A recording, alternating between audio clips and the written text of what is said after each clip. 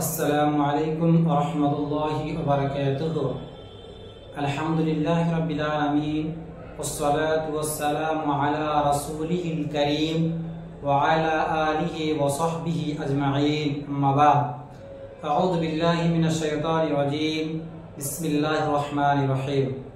কুল in কুনতুম তুহিব্বুনাল্লাহ ফাত্তাবিউনি ইউহিব্বুকুমুল্লাহ। সম্মানিত দর্শক মণ্ডলী, ইতিপূর্বে আমি দুটি পর্বে আল্লাহ এবং তার রাসূলকে ভালোবাসা নিয়ে আলোচনা করেছি। আজকের এই পর্বে আল্লাহ এবং আল্লাহ রাসূলের ভালোবাসা কিভাবে করতে হবে, ভালোবাসা মানে কি, এ নিয়ে সংক্ষিপ্ত আলোচনা করব ইনশাআল্লাহ।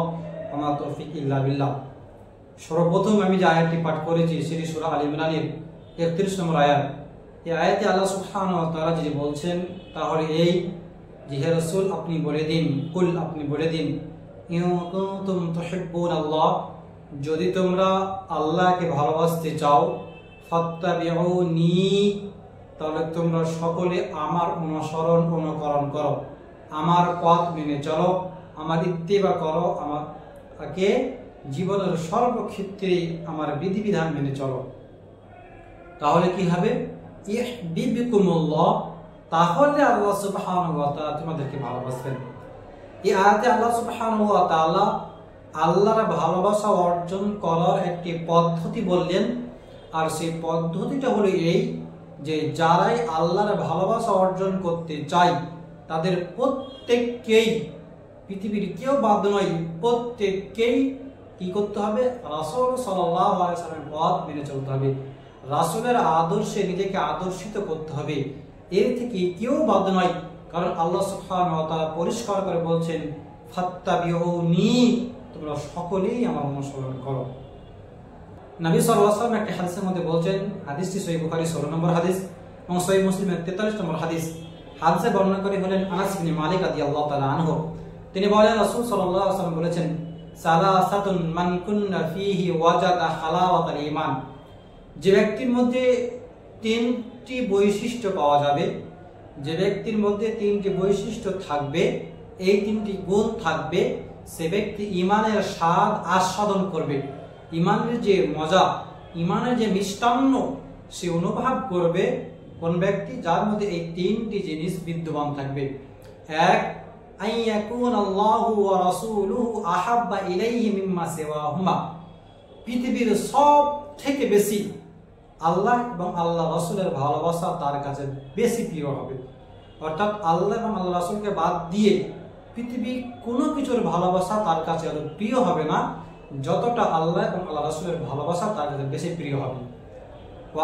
দুই নম্বর, আই ইউহিব্বাল মারআ লা ইউহিব্বুহু ইল্লা লিল্লাহ, যে কোনো ব্যক্তিকে সে ভালোবাসবে, সে যাকেই ভালোবাসুক না কেন তার সেই ভালোবাসাটা কার জন্য হবে? ইল্লা লিল্লাহ, শুধুমাত্র আল্লাহর জন্য হবে।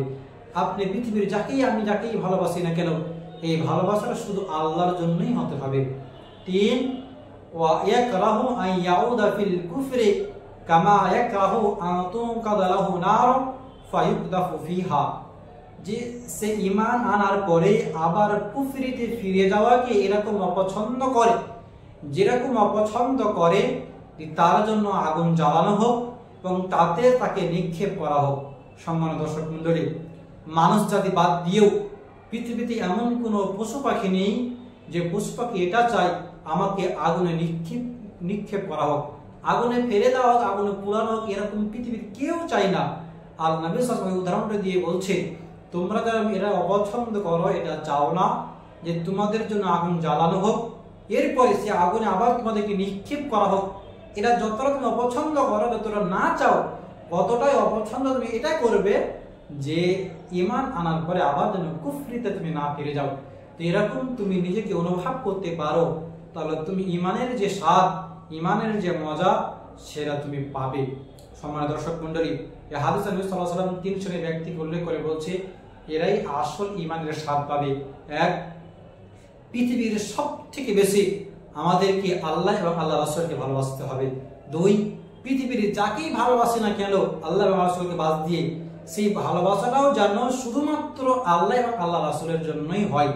3 নম্বর, আমরা ঈমান আনার পরে আবার ঈমান হারা হয়ে যাওয়া এরকম অপছন্দ করব, যেরকম অপছন্দ আমরা আমাদের জন্য আগুন জ্বালা হোক, মধ্যে নিক্ষেপ করা হোক, এরা পছন্দ করি। নবী সাল্লাল্লাহু আলাইহি ওয়াসাল্লাম অন্য হাদিসের মধ্যে বলছেন, যে হাদিসটি সহিহ বুখারীর 660 নম্বর হাদিসে এবং সহিহ মুসলিমের 1031 নম্বর হাদিসের মধ্যে উল্লেখ। এই হাদিসটি সবাই জানি যে নবী সাল্লাল্লাহু আলাইহি ওয়াসাল্লাম বলেছেন, সাবআতু ইউদিল্লুহুমুল্লাহু ফি দিল্লিহি ইয়াওমা লা দিল্লা ইল্লা দিল্লুহু। কিয়ামতের বিভীষিকাময় সময়ে যখন আমাদের মাথার 1 কিলোমিটার 1 মাইল উপরে সূর্য থাকবে, সেই সূর্যের তীব্রতা, সূর্যের কঠিন রৌদ্রের তাপ কত হবে আল্লাহ ভালো জানে। এই বিভীষিকাময় সময়ে যখন আমাকে আপনাকে বাঁচানোর কেউ থাকবে না, একটু ছায়া খোঁজার জন্য আমরা ছোটাছুটি করবো, কোথাও ছায়া পাবো না, সেই বিশাল মুহূর্তে আল্লাহ সুবহানাহু ওয়া তাআলা 7 শ্রেণীর ব্যক্তিকে আল্লাহ নিজের বিশেষ ছায়া তলে ছায়া দেবে। তার মধ্যে 1 শ্রেণীর ব্যক্তি আল্লাহ রাসূল উল্লেখ করছেন, ওয়ারাজুলানি, এরকম দুজন ব্যক্তি তাহাব্বা ফিল্লাহ, যারা আল্লাহর জন্য ভালোবাসে, ইজতামা আলাইহি, তারা একসঙ্গে হয়, ওয়া তাফারাকা আলাই, এবং আলাদা হয়। কেন? যখন একসঙ্গে হয়, একসঙ্গে হওয়াটাও আল্লাহর জন্য হবে, তার সঙ্গে দুশ্মনী রাখবে, আলাদা হয়ে যাবে, সেটাও আল্লাহর জন্যই হবে। পৃথিবীর যদি ভালোবাসা এবং এই আলাদা হয়ে যাওয়া নিজের স্বার্থে হয়, দুনিয়াবি স্বার্থে হয়, তাহলে এই ভালোবাসার পুরস্কার আল্লাহ দিবে না। পৃথিবীর যাকে আপনি ভালোবাসছেন যদি নিজের স্বার্থে হয়, কোনো উপকারে পাবেন বলে, কোনো সাহায্য পাবেন বলে, তো এই ভালোবাসা আপনি নিজের জন্যই করেছেন, দুনিয়াবি। অতএব এই ভালোবাসার প্রতিদান আল্লাহ আপনাকে দিবে না। আপনি দুনিয়াবি কারোর সঙ্গে দুশ্মনী রাখেন, তারা দুনিয়াবি ক্ষেত্রে তার অনিষ্ট থেকে বাঁচার জন্য তার সঙ্গে দুশ্মনী করেন, সে ভালো নাই বলে আপনার সাথে খারাপ ব্যবহার করে, এরকম যে দুনিয়াবি কোনো কারণে আপনি তার সঙ্গে দুশ্মনী করেন, তার সঙ্গে মিলামিশা না করেন, তাহলে এটা দুনিয়াবি ক্ষেত্রে করেছেন, এটা আল্লাহর জন্য নয়। যাকেই ভালোবাসবো সে ভালোবাসা আল্লাহর জন্য হবে।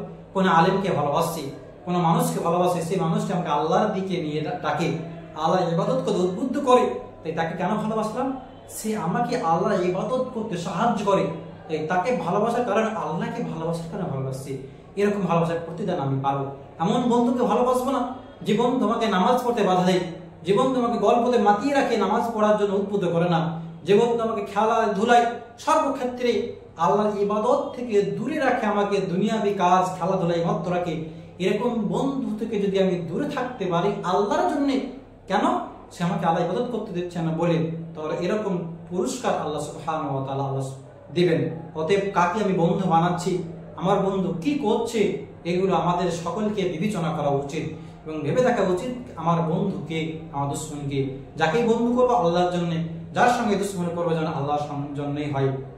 মানে দর্শক মন্ডলী, ভালোবাসা কি, আল্লাহ এবং আল্লাহর রাসূলের ভালোবাসা কি, এটা ইমাম ইবনে রাজাব রাহিমাহুল্লাহ তার একটি কিতাব আল জামিউল উলুম আল হিকামের মধ্যে বলছেন যে আল্লাহ এবং আল্লাহ রাসূলের ভালোবাসা হলো এই যে আল্লাহ এবং আল্লাহ রাসূলের প্রতিটি আদেশকে সে মান্য করবে, প্রতিটি নিষেধকে সে নিজেদের জীবন থেকে উৎখাত করবে, পালন করবে না, এবং যে জিনিস আল্লাহ এবং আল্লাহ রাসূলের রাজি, সে জিনিসটাও সে নিজেকে রাজি করবে।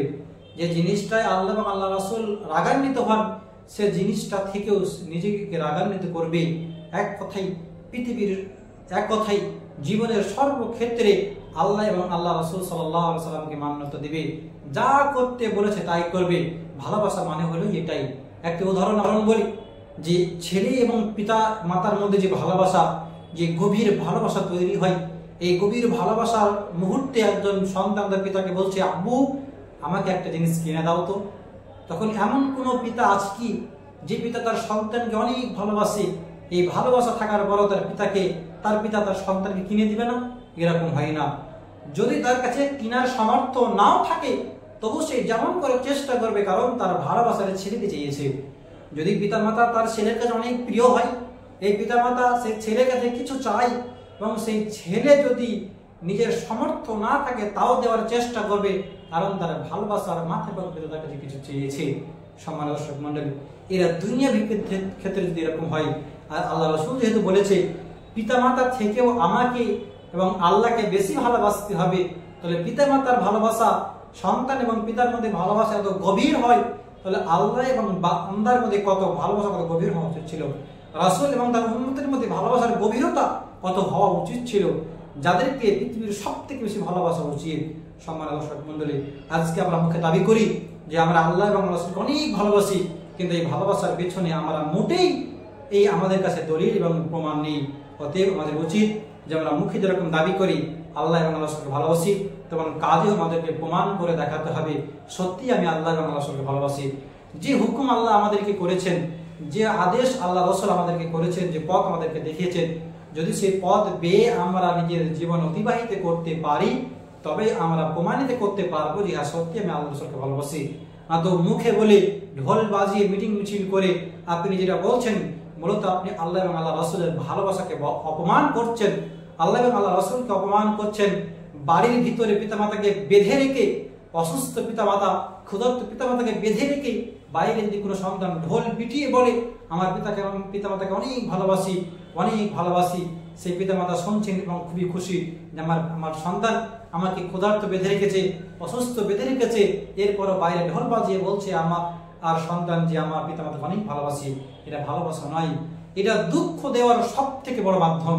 আপনি যাকে চান না, আপনি যার ভালোবাসার অন্তরে নেই তাকেই বলছেন আমি ভালোবাসি।